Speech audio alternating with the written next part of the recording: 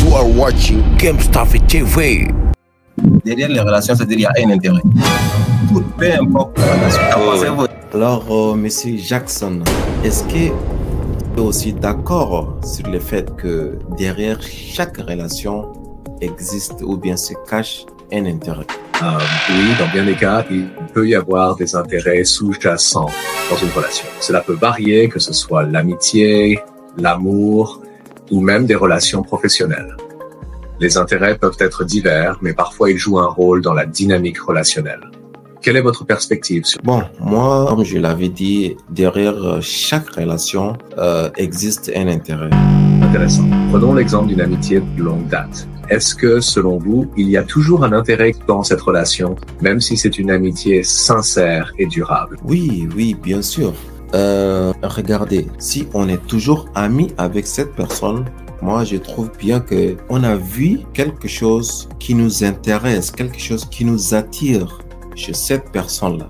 Et si on voulait bien être amis avec lui continuellement, c'est-à-dire en quelque sorte, on voit que nous pourrions bénéficier quelque chose de cette personne-là. Et vice-versa aussi, si cette personne-là nous accepte et il continue à être ami avec nous, c'est-à-dire lui aussi, il trouve quelque chose intéressant avec nous et on va en bénéficier. Vous voyez un peu ce que je veux dire? Oui, tout à fait. Dans une amitié de longue date, voilà, il peut y avoir des aspects mutuels qui suscitent de l'intérêt, que ce soit des valeurs communes, des expériences partagées ou d'autres qualités attrayantes. Cela renforce l'idée que les relations, même amicales, peuvent avoir un fondement d'intérêt mutuel. Ouais, même donner même d'autres exemples qui pensent qu'il n'existe pas un intérêt et je vais le prouver, peu importe. Prenons l'exemple d'une relation parent-enfant. Certains pourraient soutenir que l'amour et le lien familial sont désintéressés.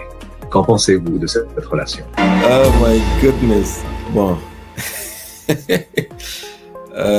Malin. Bon, ça c'est en dehors, hein. Ça c'est familial. La famille, c'est quelque chose. On peut pas parler d'intérêt quand il s'agit des liens familiaux. Okay. Hein. Ça c'est des pères en fils ou bien de la mère à la fille, bien au fils. Il n'y a pas un intérêt. Ça, c'est de l'amour. Okay. Entre familles, je crois bien que il existe de l'amour, pas de l'intérêt. Mais en dehors de la famille, voilà, et il existe toujours un intérêt. Je comprends votre point de vue sur les liens familiaux. C'est une perspective valable. En dehors de la famille, prenons l'exemple d'une amitié créée lors d'activités bénévoles où deux individus collaborent pour soutenir une cause sans chercher de bénéfices personnels. Est-ce que selon vous, cette situation peut être exempte d'intérêt? Il existe bel et bien un intérêt derrière cela. S'ils se sont rassemblés pour soutenir une cause, c'est-à-dire il n'y a pas de bénéfice, bien sûr, mais c'est qu'ils ressentent. Là, moi, quand je dis intérêt, je fais pas allusion à tout ce qui est finance ou bien tout ce qui est argent, etc. Non, là, ils ne gagnent rien. C'est du bénévolat. Bien sûr, ils ne gagnent rien, mais ils ressentent quelque chose. En faisant cela, ils se sentent à l'aise. Ils ressentent certaines sensations de bien-être en faisant cela, bien sûr. Donc, pas forcément, que ça soit un retour tangible ou quelque chose. Non, c'est de la sensation. Ouais. Donc, ça aussi, c'est un retour que je considère aussi d'une manière générale comme intérêt. Voilà. Donc, si je dis intérêt, ce n'est pas forcément toujours allusion à tout ce qui est tangible. Donc, c'est intangible aussi, bien sûr. Compris. Et c'est une perspective tout à fait valide. Même dans des situations de bénévolat, il peut y avoir des bénéfices intangibles, tels que le bien-être personnel, la satisfaction d'aider et la sensation de contribuer à quelque chose de significatif. Tout à fait. Votre définition plus large d'intérêt englobant des aspects intangibles comme les émotions et les sensations enrichit la compréhension des relations humaines. Merci de clarifier votre point de vue. Oui, les relations ont des intérêts et je pense que c'est quelque chose qui, sans faire de jugement de valeur, de dire qu'est-ce que c'est bien ou c'est mauvais, mais on peut voir que dans les faits, on voit ça. On voit qu'il y a des intérêts. Et c'est bien d'en parler. Et c'est bien d'identifier les intérêts et de savoir ce qu'on recherche. Pourquoi? Parce que dans le sujet de ce soir, que j'ai trouvé très intéressant, la thématique, parce que pour moi, l'équilibre relationnel commence d'abord avec soi-même. Et c'est pour ça que je vais répondre à la question de Mustapha là sur la question de les intérêts dans les relations. Parce que quand tu identifies ce que tu veux, tu sais ce que tu cherches. Exact. Et alors, ça ne veut pas dire que c'est facile. Ça va être facile, mais tu ne vas pas lâcher parce que tu as identifié tes intérêts et tu vas travailler pour ça. Donc, moi, je pense que ça devrait, à mon avis, être quelque chose de normal. Parce que ça, justement, ça permet déjà l'équilibre relationnel avec soi-même. Parce que si on n'est pas équilibré, ça va être très compliqué de prétendre. Oui, à ce que le confrère vient de dire, on peut le concrétiser avec, par exemple, la situation actuelle où la France, par exemple, veut s'imposer au Niger. Donc, en fait, la France, c'est ce qu'elle cherche. Elle sait ce qu'elle cherche au Niger. Donc, elle a déjà établi, elle a déjà identifié ce dont elle a besoin. La richesse en fait. Donc elle veut s'imposer. Donc quand on se lance dans une relation, il faut d'abord identifier ce dont on a besoin, ce dont on cherche, avant de se lancer à la recherche, ce dont on veut. Donc c'est un peu ça. Ouais. Oui. Évidemment. C'est un état d'esprit, c'est le mindset. Et souvent, si on a confiance en soi, et généralement, ça obéit à la loi d'attraction. C'est-à-dire, quand tu travailles dur, tu atteins des objectifs, tu as un état d'esprit positif, tu gères bien ton temps, tu peux être des amis avec des gens comme toi, tu vois, des gens vous avez le même balance, tu vois, on peut dire la balance équilibrée entre vous. Donc c'est comme ça. Pourriez-vous dégager la nuance qui existe entre une relation amicale et professionnelle? Monsieur Salihou. Bon, une relation amicale, c'est l'amitié. Vous voyez, c'est l'amitié. Elle est souvent caractérisée par un lien émotionnel profond, tandis que une relation professionnelle, elle est plus axée sur des objectifs spécifiques, des buts à atteindre. Vous voyez, donc c'est un peu ça. Bon, alors, je vais peut-être ajouter que pour moi, la nuance entre la relation qu'on a amicalement et professionnelle, c'est au niveau des limites. Je crois que c'est une question de limites. C'est les limites qu'il y a dans une relation amicale ne sont pas les mêmes dans une relation professionnelle.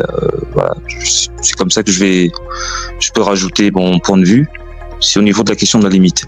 On se permet certaines choses amicalement qu'on ne peut pas se permettre dans le travail. Par exemple, il y a des couples mariés qui travaillent ensemble, mais qui arrivent à se mettre des limites entre la relation qu'ils ont à la maison et la relation qu'ils ont au travail. Donc si ces limites-là sont bien établies et équilibrées, d'où la question de l'équilibre là dans le sujet de ce soir, parce que je crois que c'est Monsieur Kikembe qui a parlé de l'importance quand il a donné la définition de ce que c'est un équilibre relationnel.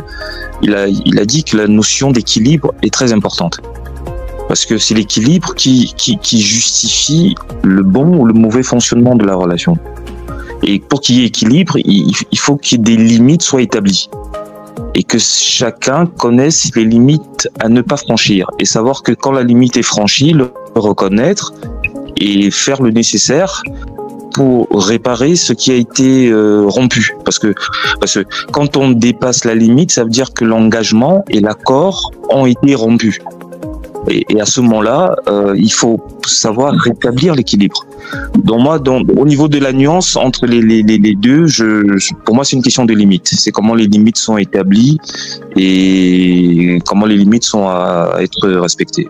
D'accord, merci. Et ce que tu viens de dire, j'ai capté.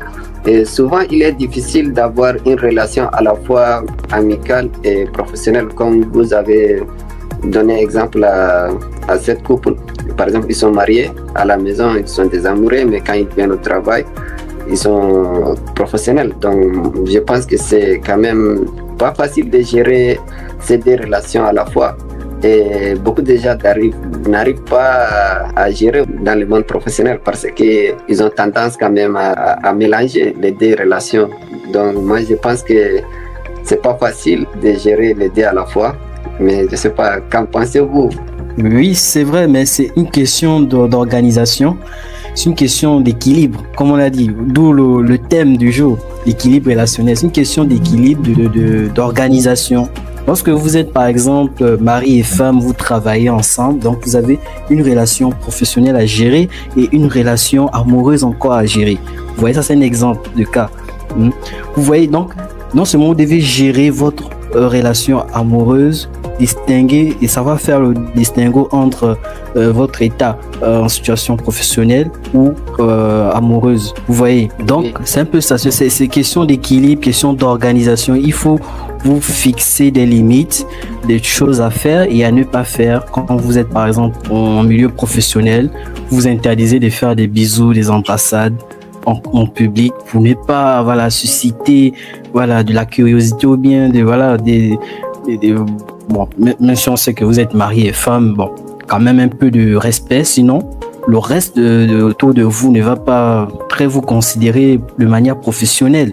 Vous voyez un peu, parce que quand on est dans le monde professionnel, on lutte pour développer l'entreprise, pour l'essor, pour fournir des actifs, etc.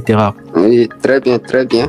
Et je pense que, comme tu as dit, quand on est dans le milieu professionnel, on doit conserver notre réputation et aussi, ce que je veux dire, l'honneur. Le plus important, c'est réputation et l'honneur. Et souvent, si jamais vous avez laissé votre réputation avoir des tas. Si continuez à partager avec vous, vous le trouvez intéressant, précieux ou divertissant, avez-vous appris quelque chose? Très bien, ce fut un réel plaisir. Abonnez-vous et partagez. Merci de nous avoir suivis. À bientôt.